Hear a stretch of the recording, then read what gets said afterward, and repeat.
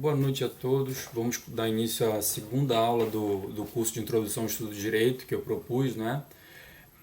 Na última aula, conversávamos ou iniciamos a conversa sobre o conceito de justiça.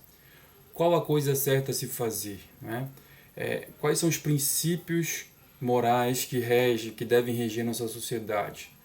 O que devo fazer da minha vida, né? Qual é a coisa certa a se fazer em coletividade? Então, investigando isso, partimos para a análise de várias noções de justiça e começamos então com o primeiro representante dessas correntes teóricas do utilitarismo. A primeira corrente é o utilitarismo. Vimos então que ela é representada por Jeremy Bentham, né, como o pai, o filósofo inglês, que pensou que a coisa certa a se fazer é um raciocínio consequencial, né? Eu avalio a consequência do ato e a partir da análise das consequências eu digo se aquele ato produziu mais prazer do que dor, então é a coisa certa de se fazer.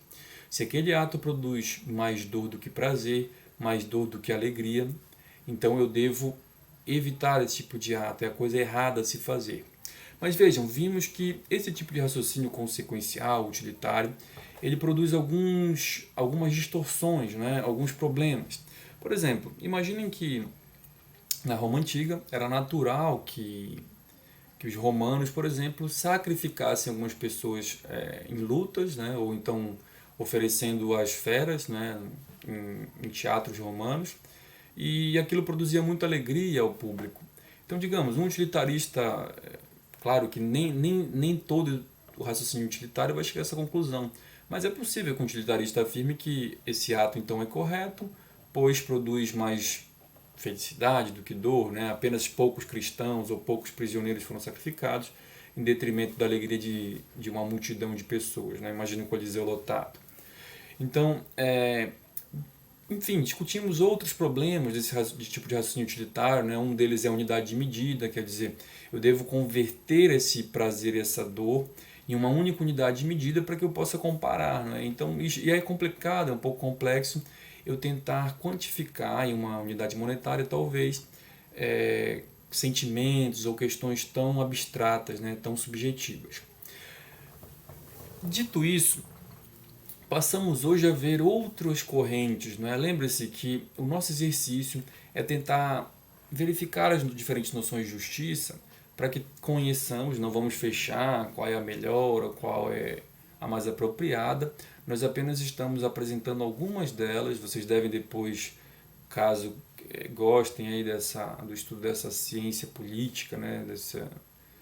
Dessa parte mais conceitual de direitos naturais, vocês podem investigar mais a fundo. E eu recomendo bastante. É um tema que eu perco bastante tempo lendo e gosto bastante. Mas agora, nas nossas primeiras aulas, né, nessas aulas de introdução, nosso objetivo apenas é provocar vocês. Eu propus aquele método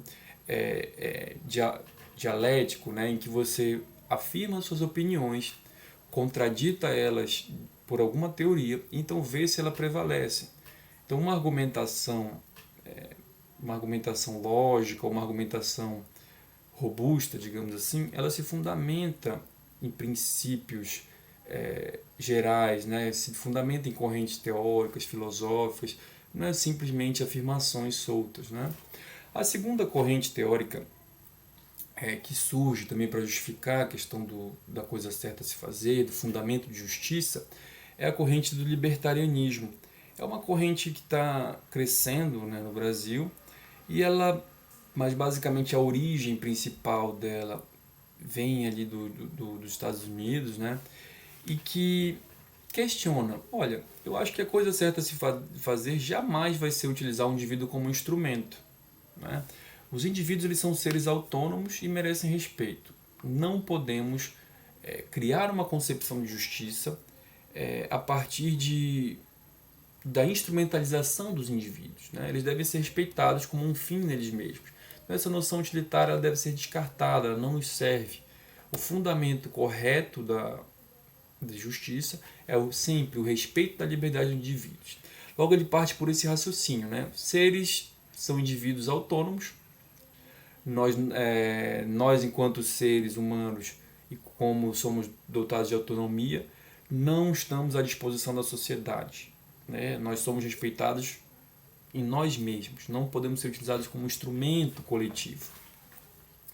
Dito isso, esse indivíduo ele tem o direito de escolher como ele quer viver. E a sociedade deve respeitar as escolhas desse indivíduo. Ela não pode, então, impor escolhas sociais para ele. Por exemplo, imaginem que eu tenho um indivíduo perfeitamente saudável e, de repente, vai fazer um exame de rotina no hospital. E um médico utilitarista tem alguns pacientes lá, 10 pacientes, precisando salvá-los, e pensa, poxa, mas por que eu não sacrifico esse indivíduo aqui, eu não posso sedá-lo, sacrificá-lo, aproveitar os órgãos e salvar 10 indivíduos? 10 vidas valem mais do que uma, né? Eu vou produzir mais alegria do que dor. E realmente, né, se avaliarmos as consequências desse ato, realmente 10 famílias ficarão mais felizes, né? Mas vejam que existe um problema conceitual aí. E a escolha desse indivíduo? Ele quer se sacrificar? E mesmo que ele queira, né, surge a dúvida, ele era saudável e tudo mais, será que ele pode dispor assim da sua vida? Então essa é outra discussão mais complexa que eu vou deixar para um outro momento. Mas nesse primeiro momento, e se esse indivíduo não quiser se sacrificar? Eu creio que a maioria de nós intuitivamente vai pensar, realmente, isso é injusto. A liberdade desse indivíduo está sendo ferida, ele está sendo utilizado pela sociedade mesmo sem querer. Quem gostaria de viver numa sociedade assim? Né? John Rawls, um autor que nós vamos ver mais à frente, ele chegou a esse raciocínio. A sociedade jamais escolheria, ou melhor, nós jamais escolheríamos uma sociedade em que a gente possa ser utilizado como um instrumento coletivo. Né? Então ele deriva daí de um experimento mental criado, né? do coberto do véu da ignorância. Ele diz que jamais escolheríamos em um estado pré-social, digamos assim, viver em uma sociedade utilitária, né? Então ele deriva então as liberdades individuais. Mas nós vamos ver o John Rawls mais à frente. Ele não é bem um libertário, né? Apesar dessa primeira defesa da liberdade. Então vejam, o indivíduo ele é autônomo. Dessa autonomia então, ele... Chegou meu cachorrinho.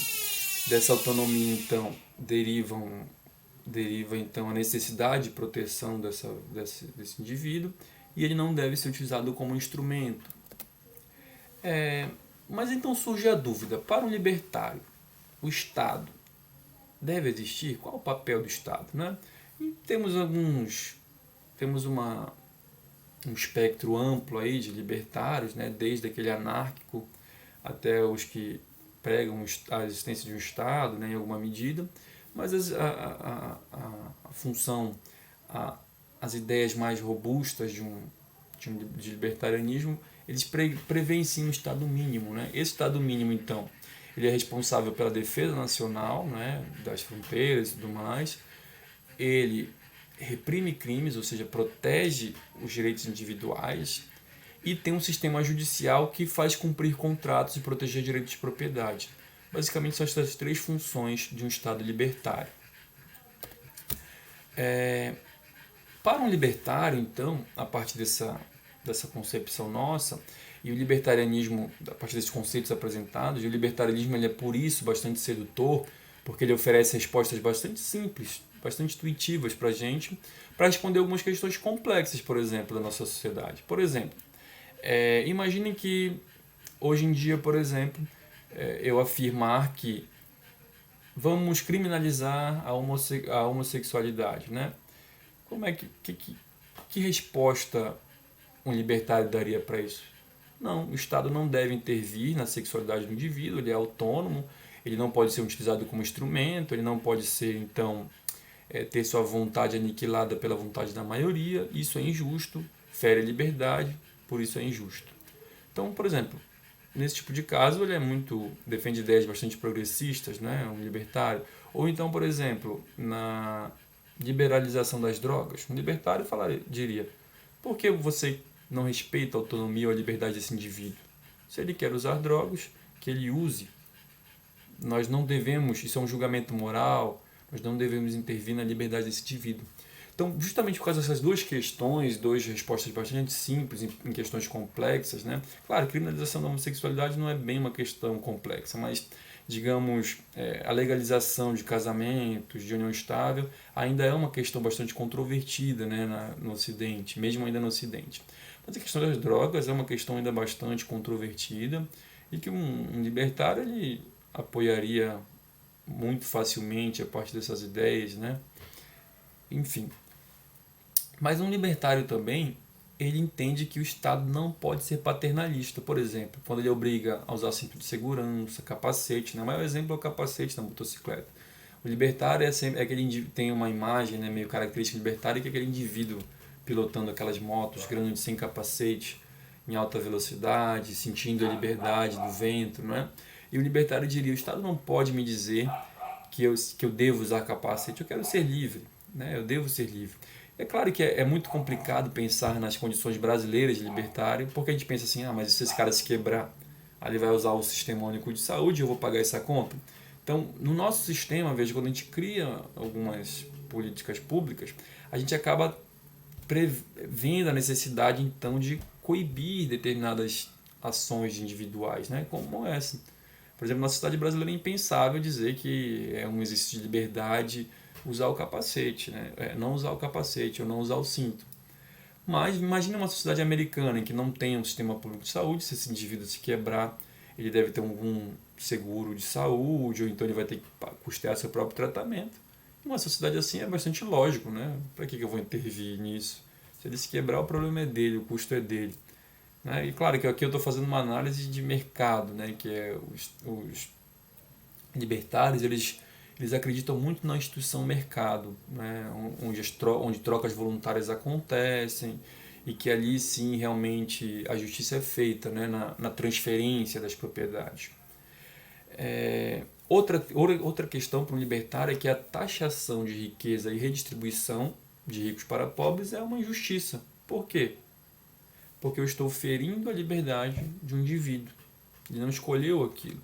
Então o libertário ele não defende jamais essa taxação, essa imposição do Estado para retirar recursos para redistribuição para pobres. Um libertário aceitaria talvez que esse rico queira voluntariamente doar para um pobre, então ele está exercendo sua liberdade, então a redistribuição de renda ela deve ser um ato voluntário para o libertário. Então, o libertarianismo ele diz que a análise de justiça ela não é consequencial e para eu avaliar, por exemplo, a justiça de uma propriedade, por exemplo, né, do patrimônio de uma pessoa, eu devo seguir dois critérios. Primeiro, como foi adquirida a posse inicial desse bem? Houve justiça nisso? Ou seja, ele não roubou, ele tem direito legítimo àquele recurso, ele foi o primeiro a se apropriar, não é? Se sim, o primeiro princípio é satisfeito. E a transferência desse bem ela tem que acontecer sempre em condições de mercado, de liberdade, com o consentimento da parte contrária. Acontecendo isso, eu preencho o segundo requisito. Então essas são as duas formas de análise na justiça da posse inicial e na justiça da troca dos bens e mercado. Então, por que essa coação é errada para um libertário? Porque sempre que eu vou coagir alguém, eu estou ferindo, então, um conceito vital no libertarianismo, que é a autopropriedade. A autopropriedade é um conceito bastante complexo, né? Mas originariamente ele foi criado, digamos assim, ou foi trazido por John Locke, também um filósofo inglês, que ele é conhecido assim por estar ali dentro dos contratualistas, né? Nós temos inicialmente Hobbes, depois temos John Locke, temos Rousseau, mas basicamente o John Locke ele vem após ali as ideias contratualistas de Hobbes. Para Hobbes, essas questões de contratualismo, né, de que como os indivíduos decidem viver em liberdade, criam o surgimento então do Estado. É bem interessante as ideias de John Locke, porque ele vem após então Thomas Hobbes. Thomas Hobbes foi também um contratualista, mas que suas ideias elas surgiram no conceito de estados absolutistas, então ele tenta legitimar aquilo. E ele basicamente ele cria então a ideia de um estado de natureza e de um estado social. Esse estado de natureza seria esse estado pré-social, né? Em que os indivíduos ainda vivem livres, não se organizam ainda em sociedade, ou vivem ou é o surgimento de um estado. No estado de natureza de Hobbes, é um estado de conflito, né? O homem ele está sempre brigando contra o outro homem lutando, se apropriando. Era um caos. E ele diz então que para evitar isso, essa apropriação, existe então a figura de um líder, e esse líder ele evita esses conflitos entre essas pessoas, e seria então esse líder seria a chave para esse estado social, né, pós esse estado de natureza. Mas já John Locke não. John Locke diz assim, olha, o ser humano no estado de natureza, ele não era nem bom nem ruim, é como se fosse uma folha em branco, né? Ele poderia ter comportamentos agressivos ou de luta, de apropriação, mas também poderia ter comportamentos cooperativos, né? Na verdade, para John Locke, esse estado de sociedade ele surge porque é uma necessidade que o ser humano tem em fazer valer durante o cumprimento dos seus acordos, das suas vontades, é que o ser humano tenderia a se exceder um pouco. A gente observa isso, né? Hoje ele é até conhecido como até muito criminalizado esse tipo de conduta, exercício arbitrário das próprias razões. Quer dizer, o indivíduo ele na hora de como fazer valer sua vontade, ele tende a abusar daquilo. E é por isso então que Locke diz que o ser humano, os indivíduos eles decidem então viver em sociedade para poder restringir o cumprimento dessas vontades, né? Fazer valer essas vontades, mas restringindo para que não haja esses excessos, né? Então nesse estado de natureza, os limites, ou melhor, mesmo no estado de natureza, por ser uma criação de Deus, o ser humano ele tem direitos inalienáveis, né? Que eu apontei aqui no início, olha só. Esses direitos inalienáveis são aqueles direitos básicos que até hoje, né, o libertarianismo defende, que são a vida, liberdade e propriedade. E ele entende que por ser uma criação divina, o ser humano então possui esses direitos inalienáveis, que surgem do quê? Da autopropriedade. A autopropriedade ela é uma criação de Deus, né? Por sermos seres criados por Deus, temos então a autopropriedade de nós mesmos. E dessa autopropriedade derivam esses três princípios inalienáveis: vida, liberdade e propriedade. A vida nos foi dada por Deus, então somos livres para agir. E quando misturamos o nosso próprio trabalho, né, que é o exercício dessa autopropriedade em algum objeto, em algum bem, nós tornamos então proprietários daquele bem. Então dali ele deriva o conceito de propriedade.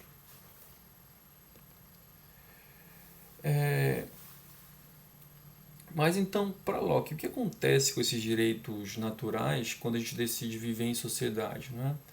Quando se decide, as pessoas como eu falei, né, na questão do exercício arbitrário das próprias razões, quando a gente tende a exercer nossas vontades, a gente tende a exagerar. E já com a presença do Estado, nós podemos então limitar essa tomada arbitrária da vida dos outros, da liberdade ou da propriedade, né? Porque o limite libertário desses meus direitos inalienáveis é o respeito dos direitos inalienáveis do próximo, não é mesmo? Então, passeando um pouco por essa corrente libertária de forma bem resumida, eu tentei apresentar aqui os princípios que orientam essa corrente, mas basicamente vocês perceberam então que o libertarianismo ele funda a concepção de justiça a partir da ideia de liberdade. E essa ideia de liberdade, essa ideia de autonomia, ele deriva do conceito de autopropriedade. Vocês podem pesquisar mais à frente, existem outros conceitos de autopropriedade que não aquele derivado dessa razão religiosa, digamos assim, de Locke, né? Hoje já se tem alguns estudos que tentaram tornar mais científico esse fundamento, que nos é intuitivo. Me parece ser intuitivo que eu sou livre, mas eu não sei bem de onde vem essa liberdade, né? Então faltava às vezes uma fundamentação científica ou teórica mais robusta, E eu recomendo até a leitura de um livro que eu gostei bastante, de um autor que eu gostei bastante, que é um alemão, acho que ele é alemão, é Hans Hermann Hoppe.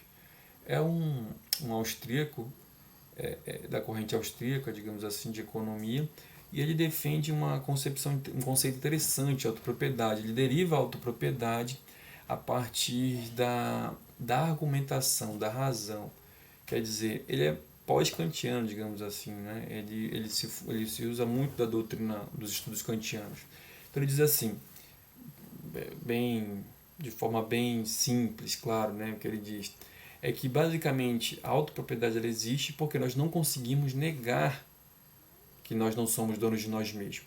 Porque quando a gente nega que não somos donos de nós mesmos, nós entramos em contradição. Então é uma questão, é um raciocínio lógico que ele utiliza, de criação de princípios a priori, mas basicamente ele deriva então a priori que o ser humano é livre porque ele não consegue negar, porque ele é dono de si mesmo e ele não consegue negar essa autopropriedade, porque quando ele nega essa autopropriedade ele entra em contradição. Então é interessante essa teoria dele, recomendo quem queira pesquisar mais a fundo e se aventurar aí nessa doutrina, ou melhor, nessa corrente filosófica libertária. Então vejam, ainda dentro da corrente que entende que o fundamento de justiça é a liberdade, mas vejam que aqui eu tenho uma liberdade mais restritiva, que é o conceito de Immanuel Kant de liberdade. Então nós vamos dividir na próxima aula, para não ficar muito longo o vídeo, e na próxima aula a gente vai continuar falando um pouco mais desse conceito de justiça com fundamento na liberdade, mas agora é uma liberdade mais restritiva, não é o mesmo conceito de liberdade do libertário, que qualquer ação do indivíduo é uma ação livre, né? Então até a próxima aula.